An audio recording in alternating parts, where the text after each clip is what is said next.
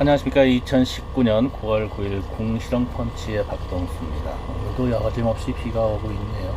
태풍이 엄청나게 한반도를 핥히고 간 이후로도 계속 비가 오는 것을 보면은 지금 돌아가고 있는 현재의 정세와도 무관하지 않다 생각이 듭니다. 우리 조국 청문회가 이제 끝났죠. 다시는 말씀을 안 드리려고 그랬는데 고려대 총학생회 그리고 서울대 같은 경우도 학생들의 학고사에서 설문조사를 한 결과 74%가 조국의 임명을 반대한다. 고려대도 마찬가지고요.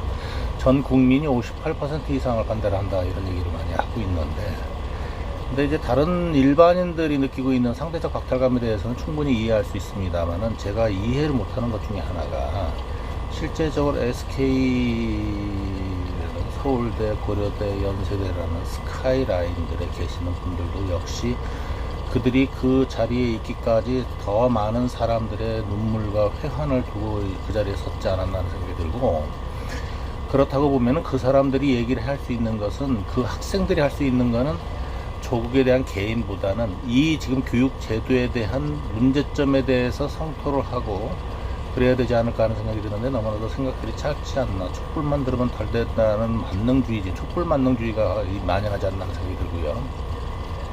사실 메인 이슈는 조국 후보가 적격하느냐 안 하느냐가 중요한데, 오히려 이번에 청문회 결과로 봐서는 조국의 그 적격 여부가 아니라 가족에 대한 흠집내기로 일관했다는 것이 그 자한당의 한계였다고 생각이 되고, 그 다음에 자한당의 3인방 있죠. 나란히 앉아있더만요. 김진태기, 그 다음에 이은재, 그리고 이제 장제원 씨 같은 경우는 사실 예전에 지 아들이 노엘인가 아마 래퍼로 알고 있는데, 성매매로 관련해가지고 문제가 됐을 때 아마 그때 당시에도 바른미래당 대변인직을 내려놓고 사과를 했을 거라 알고 있어요. 근데 이번에 보니까 아주 그 이전부터 국회법 부부터 시작해가지고 엄청나게 많은 그런 어떤 사보타지를 하고 혼자서 개인적으로 갖다 필리버스터를 하는 거를 봤는데, 자기 아들이 그랬다는 거는 짤막하게 한마디만 하더라고요. 우리나라의 유가 올라갈 때는 재빠르게 올라가고 내려갈 때는 절대로 안 내려가는 것처럼 그런 건 똑같은데, 사실은 한국 입시제도의 불공정성, 그리고 국민의사는 대다수가 사실은 이러한 것들에 대해서 우리가 불만을 갖고 있고, 그리고 또 그런 분이 과연 법무장관이 돼서 자기의 올바른 어떤 사상과 검증을 가지고 법무장관직을 수행할 수 있을까 하는 데는 의문점이라고 생각을 합니다. 이것을 좀 했으면 좋겠고요. 사실 하수가 고소를 이기지 못하는 결정적인 이유는 딱 세 가지가 있다고 그래요. 첫 번째, 팩트 체크를 제대로 하지 않는다. 두 번째, 주장 뒤에 제대로 된 근거를 따라오지 못한다는 것. 그리고 세 번째는 쉽게 단정 짓는다.